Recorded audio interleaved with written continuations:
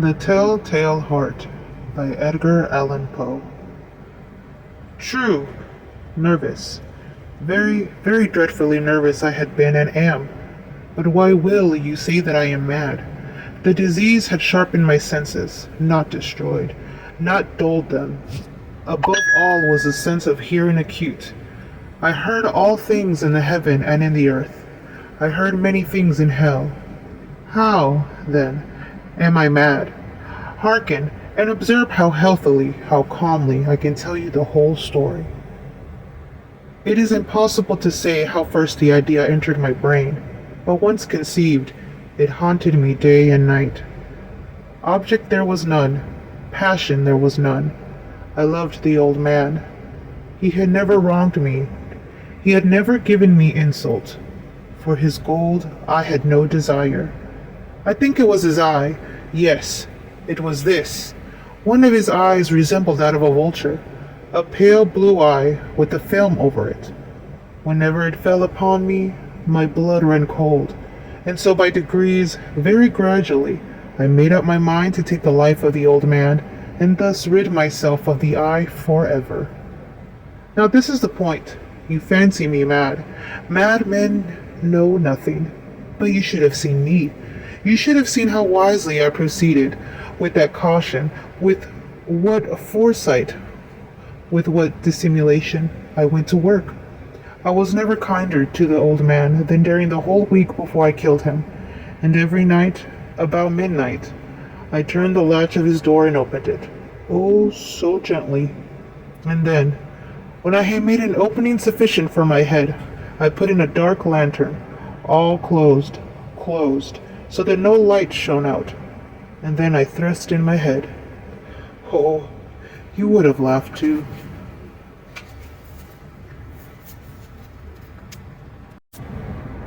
See how cunningly I thrust it in. I moved it slowly, very, very slowly, so that I might not disturb the old man's sleep. It took me an hour to place my whole head within the opening, so far that I could see him as he lay upon his bed. Ha! Would a madman have been so wise as this? And then, when my head was well in the room, I undid the lantern cautiously. Oh, so cautiously, for the hinges creaked. I undid it just so much that a single thin ray fell upon the vulture eye. And this I did for 7 long nights, every night just at midnight. But I found the eye always closed, and so it was impossible to do the work, for it was not the old man who vexed me, but his evil eye. And every morning, when the day broke, I went boldly into the chamber, and spoke courageously to him, calling him by name in a hearty tone, and inquiring how he had passed the night. So you see he would have been a very profound old man, indeed, to suspect that every night, just at 12, I looked in upon him while he slept. Upon the 8th night, I was more than usually cautious in opening the door. A watch's minute hand moves more quickly than did mine. Never before that night had I felt the extent of my own powers, of my sagacity. I could scarcely contain my feelings of triumph. To think that there I was, opening the door little by little, and he not even to dream of my secret deeds or thoughts. I fairly chuckled at the idea, and perhaps he heard me, for he moved on the bed suddenly, as if startled. Now you may think that I drew back, but no. His room was black as pitch with a thick darkness, for the shutters were close fastened through fear of robbers. And so I knew that he could not see the opening of the door, and I kept pushing it unsteadily, steadily. I had in my head in and was about to open the lantern, when my thumb slipped upon the thin fastening, and the old man sprang up in the bed, crying out, "Who's there?" I kept quite still and said nothing. For a whole hour I did not move a muscle, and in the meantime I did not hear him lie down. He was still sitting up in the bed listening, just as I have done, night after night, hearkening to the death watches in the wall. Presently I heard a slight groan, and I knew it was the groan of mortal terror. It was not a groan of pain or of grief. Oh no, It was a low, stifled sound that arises from the bottom of the soul when overcharged with awe. I knew the sound well.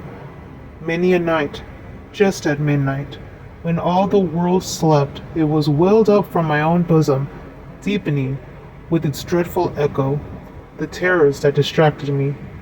I say I knew it well. I knew what the old man felt and pitied him, although I chuckled at heart.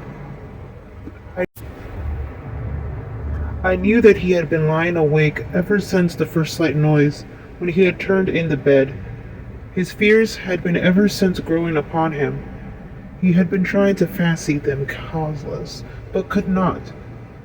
He had been saying to himself, "It is nothing but the wind in the chimney. It is only a mouse crossing the floor."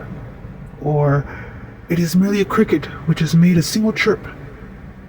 Yes, he has been trying to comfort himself with these suppositions, but he had found all in vain. All in vain, because death, in approaching him, had stalked him with his black shadow before him and enveloped the victim. And it was the mournful influence of the unperceived shadow that caused him to feel, although he neither saw nor heard, to feel the presence of my head within the room. When I had waited a long time, very patiently, without hearing him lie down, I resolved to open a very, very little crevice in the lantern. So I opened it. You cannot imagine how stealthily, until at length a single dim ray, like the thread of a spider, shot from out the crevice and full upon the vulture eye. It was open, wide open, and I grew furious as I gazed upon it. I saw it with perfect distinctness, all a dull blue, with a hideous veil over it that chilled the very marrow in my bones. But I could see nothing else of the old man's face or person, for I had directed the ray as if by instinct precisely upon the damned spot. And now I have not told you that what you mistake for madness is but over-acuteness of the senses. Now, I say, there came to my ears a low, dull, quick sound, such as a watch makes when enveloped in cotton. I knew that sound well, too. It was the beating of the old man's heart. It increased my fury, as the beating of a drum stimulates the soldier into courage. But even yet I refrained and kept still. I scarcely breathed. I held the lantern motionless. I tried how steadily I could maintain the ray upon the eye. Meantime, the hellish tattoo of the heart increased. It grew quicker and quicker and louder every instant. The old man's terror must have been extreme. It grew louder, I say, louder every moment. Do you mark me well? I've told you that I am nervous. So I am. And now at the dead of the hour of the night, amid the dreadful silence of that old house, so strange a noise as this excited me to uncontrollable terror. Yet, for some minutes longer I refrained and stood still. But the beating grew louder. I thought the heart must burst, and now a new anxiety seized me. The sound would be heard by a neighbor. The old man's hour had come. With a loud yell, I threw open the lantern and leaped into the room. He shrieked once only. In an instant, I dragged him to the floor and pulled a heavy bed over him. I then smiled gaily to find the deed so far done. But for many minutes, the heart beat on with a muffled sound. This, however, did not vex me. It would not be heard through the wall. At length it ceased. The old man was dead. I removed the bed and examined the corpse. Yes, he was stone dead. I placed upon my hand upon the heart and held it there many minutes. There was no pulsation. He was stone dead. His eye would trouble me no more. If you still think me mad, you will think so no longer when I describe the wise precautions I took for the concealment of the body. The night waned, and I worked hastily, but in silence. First of all, I dismembered the corpse. I cut off the head and then the arms and the legs. I then took up 3 planks from the flooring of the chamber and deposited all between the scatlings. I then replaced the board so cleverly, so cunningly, that no human eye, not even his, could have detected anything wrong. There was nothing to wash out, no stain of any kind, no blood spot whatsoever. I had been too wary for that. A tub had caught all. When I had made an end of these labors, it was 4 o'clock, still dark as midnight. As the bell sounded the hour, there came a knocking at the street door. I went down to open it with a light heart for what I had now to fear. There entered 3 men who introduced themselves with perfect suavity as officers of the police. A shriek had been heard by a neighbor during the night. Suspicion of foul play had been aroused. The information had been lodged at the police office, and they, the officers, had been deputed to search the premises. I smiled, for what had I to fear? I bade the gentleman welcome. The shriek, I said, was my own in a dream. The old man I mentioned was absent in the country. I took my visitors all over the house. I bade them search well. I led them at length to his chamber. I showed them his treasures, secure, undisturbed. In the enthusiasm of my confidence, I brought chairs into the room and desired them here to rest from their fatigues, while I myself, in the wild audacity of my perfect triumph, placed my own seat upon the very spot beneath which reposed the corpse of the victim. The officers were satisfied. My manner had convinced them. I was singularly at ease. They sat, and while I answered cheerily, they chatted familiar things. But ere long, I felt myself getting pale and wished them gone. My head ached, and I fancied a ringing in my ears. But still they sat, and still chatted. The ringing became more distinct. It continued, and became more distinct. I talked more freely to get rid of the feeling, but it continued, and gained definitiveness, until at length I found that the noise was not within my ears. No doubt I now grew very pale, but I talked more fluently and with a heightened voice, yet the sound increased, and what could I do? It was a low, dull, quick sound, much such a sound as a watch makes when enveloped in cotton. I gasped for breath, and yet the officers heard it not. I talked more quickly, more vehemently, but the noise steadily increased.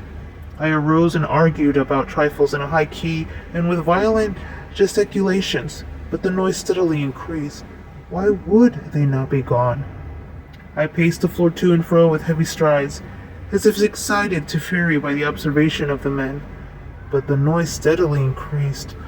Oh God, what could I do? I foamed, I raved, I swore. I swung the chair upon which I had been sitting and grated it upon the boards, but the noise arose over all and continually increased. It grew louder, louder, louder, and still the men chatted pleasantly and smiled. Was it possible they heard not? Almighty God! No, they heard, they suspected, they knew. They were making a mockery of my horror. This I thought, and this I think. But anything was better than this agony. Anything was more tolerable than this derision. I could bear those hypocritical smiles no longer. I felt that I must scream or die, and now again hark, louder, louder, louder, louder! Villains! I shrieked. Dissemble no more. I admit the deed. Tear up the planks. Here! It is the beating of his hideous heart. The end.